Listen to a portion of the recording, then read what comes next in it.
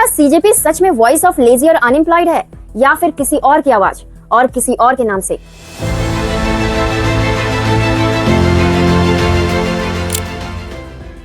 ये 2011 और 12 का मॉडल 2.0 है।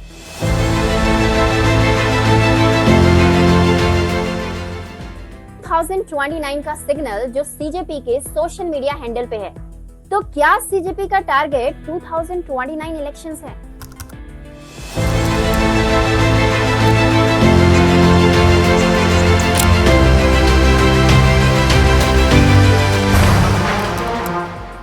एक ऐसा मूवमेंट जो खुद को नॉन पॉलिटिकल बताता है, जिसके फाउंडर ने कभी कहा था कि आपसे मेरी कमिटमेंट कभी कमजोर नहीं होगी और जिसका एक बड़ा नाम खुद आपके महाराष्ट्र यूथ यूग के कन्वेनर हैं। क्या सीजेपी सच में वॉइस ऑफ लेजी और अनएम्प्लॉयड है या फिर किसी और की आवाज और किसी और के नाम से? और क्या हिस्ट्री फिर से रिपीट हो रही है? सीजेपी यानी कॉकरोच जनता पार्टी ने पिछले 3 महीने में एक यूनियन मिनिस्टर को गिरवा दिया, 12 मिलियन से ज्यादा फॉलोअर्स बना लिए और पूरे देश का पॉलिटिकल डिस्कोर्स ही हिलाकर रख दिया। लेकिन अब इसी मूवमेंट पे उठने लगे हैं बहुत सारे सवाल। पहले डेट और डेटा नोट कर लो। 15 मई 2026 सीजेआई सूर्यकांत का एक कोर्ट रूम कमेंट आता है, जिसमें उन्होंने अनएम्प्लॉयड यूथ को एक हार्श टर्म यानी कॉकरोच और पैरासाइट से कंपेयर किया। हालांकि बाद में क्लैरिफिकेशन आया कि उनका इशारा फेक डिग्री और सिस्टम एक्सप्लॉइट करने वालों पर था। लेकिन इस वर्ड ने इंटरनेट पे आग लगा दी और ठीक अगले ही दिन 16 मई को अभिजीत दीपके ने, जो कि बॉस्टन यूनिवर्सिटी से पब्लिक रिलेशंस के स्टूडेंट हैं, वो लॉन्च करते हैं कॉकरोच जनता पार्टी। अब जरा स्पीड देख लो। डे 1 हैंडल लाइव होता है। डे 5 इंस्टाग्राम पे फॉलोअर्स 1.2 करोड़ हो जाते हैं और ये इंडिया की सोशल मीडिया हिस्ट्री की सबसे फास्ट ऑर्गेनिक स्टाइल ग्रोथ में से एक थी। लोगों ने पूछा कि इतनी तेजी से एक नया ब्रांड कैसे वायरल हो गया। यहाँ से शुरू होती है असली मिस्ट्री। अब आते हैं कंट्रोवर्सी के एपिक सेंटर पे। जैसे ही सीजेपी वायरल हुई, वैसे ही इंटरनेट पे सीजेपी के लीडर्स के पुराने पोस्ट वायरल हुई। आप और ध्रुव राठी से बहुत गहरा रिश्ता देखा गया। हालांकि बाद में अभिजीत दीपके ने ये क्लैरिफाई किया कि सीजेपी एक इंडिपेंडेंट यूथ कलेक्टिव है और इसका किसी भी पार्टी से लेना देना नहीं है। लेकिन बात सिर्फ पुराने कनेक्शंस पे नहीं रुकी। जब सीजेपी ने अपनी हाल में ही formal national working committee announce की, तो ये सवाल और भी ज्यादा डीप हो गया। अभिजीत दीपके, जो कि नेशनल कन्वेनर है, आशुतोष रंका और सौरभ दास को कन्वेनर्स हैं, Ajinkya Shinde national organisation incharge हैं। और हाँ, रिपोर्ट्स कहती है कि वो अभी भी आम आदमी पार्टी के महाराष्ट्र यूथ यूनियन के कन्वेनर और यहाँ तक कि सीजेपी के सारे लीडर्स आम आदमी पार्टी से ही एसोसिएटेड हैं। इसी वजह से क्रिटिक्स और अपोजिशन लीडर्स ने खुलेआम कहना शुरू कर दिया है कि सीजेपी और कुछ नहीं बल्कि आम आदमी पार्टी का एक नया फ्रंट है। यहाँ तक कि कांग्रेस ने तो ऑफिशियली आम आदमी पार्टी को इसके लिए कांग्रेचुलेट भी कर दिया है। और यहीं पे एक और सवाल उठ रहा है, सौरभ दास। हालांकि उनका बहुत गहरा प्रेम है उमर खालिद से। उमर खालिद वही इंसान जिसने कहा था कि भारत तेरे टुकड़े टुकड़े होंगे। अब सौरभ दास एक और कंट्रोवर्सी में आ गए हैं। सौरभ दास का लाइफस्टाइल और एक्सपेंसेस को लेके पब्लिक प्लेटफॉर्म पे ये डिबेट चल रही है कि एक आम यूथ मूवमेंट बताने वाले इन लीडर्स का लैक्स ऑफ मंथली रेंट, इतना महंगा लाइफस्टाइल और शानदार रहना सहना कहाँ से फंड हो रहा है? ये है B48 मकान नंबर है।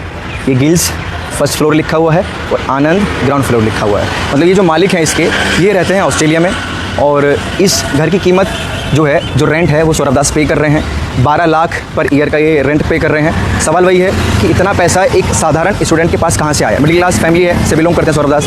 माँ बाप का भी इतना अच्छा खासा सपोर्ट नहीं है फाइनेंशियली। तो फंड की जो सवाल खड़े हो रहे हैं कि सीजेपी प्रोटेस्ट को फंडिंग कहाँ से हो रही है, खाने पीने की। और दूसरा सबसे बड़ा सवाल यही है कि यहाँ रहने का जो है वो कहाँ से पैसा आ रहा है। कि मोदी जी को अपना डिग्री दिखाना चाहिए, वो तो रेडी है अपना डिग्री दिखाने के लिए। वो बोल रहे फंडिंग उनका स्कॉलरशिप, तो हम लोग ये भी मांग करते हैं कि पीएम केयर्स का ऑडिट हो जाए पिछले 3 साल का। जो prime ministers national relief fund है उसका भी जरा बता दीजिए, ब्यौरा दे दीजिए।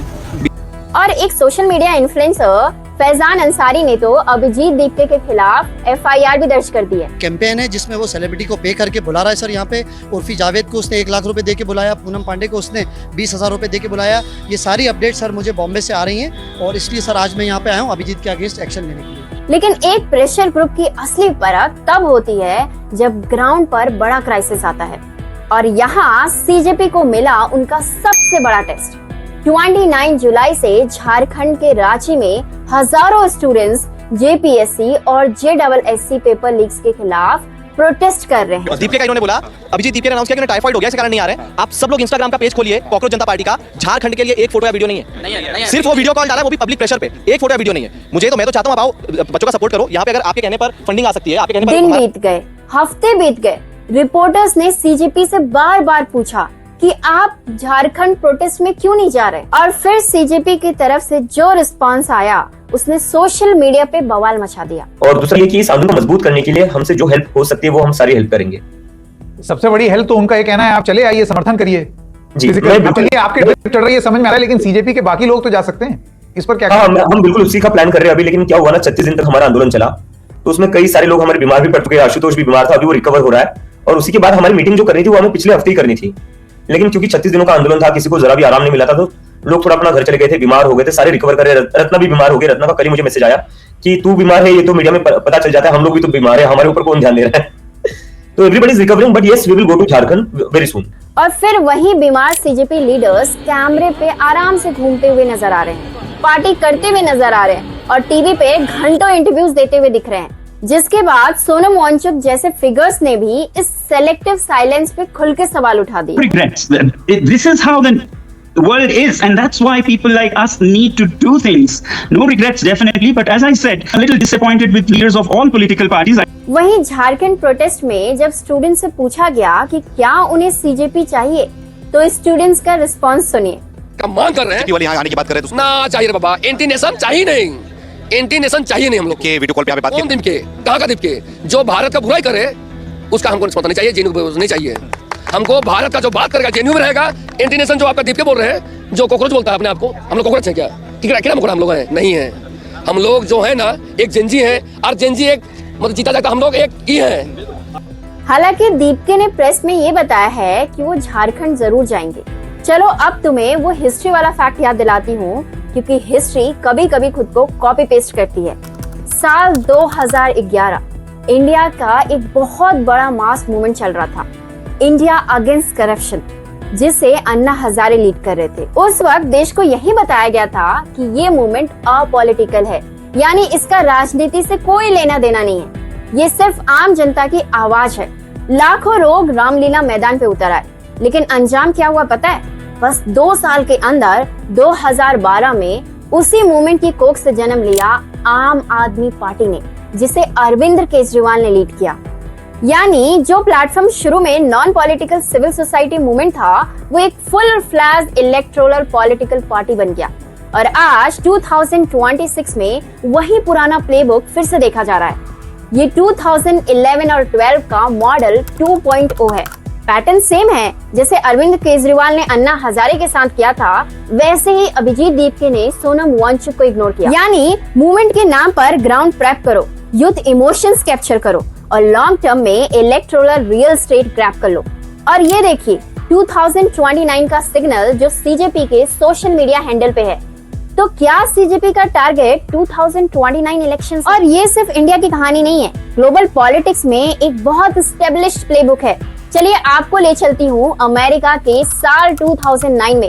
वहाँ एक अचानक बहुत बड़ी मूवमेंट चल रही थी, जिसे नाम दिया गया था द टी पार्टी मूवमेंट। इसका दावा था कि ये एक grass roots 100% non partisan movement है, जो गवर्नमेंट स्पेंडिंग और हाई टैक्सेस के खिलाफ खड़ी है। इस मूवमेंट में आम लोग जुड़े, लेकिन बाद में पता चला कि इसके पीछे बड़े बड़े पॉलिटिकल थिंक टैंक्स का हाथ है। और पॉलिटिकल साइंस में इसके लिए एक बड़ा इंटरेस्टिंग टर्म यूज होता है, एस्ट्रोटर्फिंग। मतलब एक आर्टिफिशियल प्लास्टिक कारपेट जो दिखने में ग्रास जैसा लगता है, पर उसे ऊपर से बिछाया जाता है। और अब सीजेपी ने अनाउंस कर दिया है कि वो नेशन वाइड टूर सितंबर से स्टार्ट करेगा, जिसका नाम है क्या बोलती पब्लिक। करने जा रहे हैं सितंबर के महीने में कॉकरोच जनता पार्टी एक नेशन वाइड कैंपेन शुरू करने जा रही है। ये एक तरीके का नेशन वाइड टूर होगा हमारा।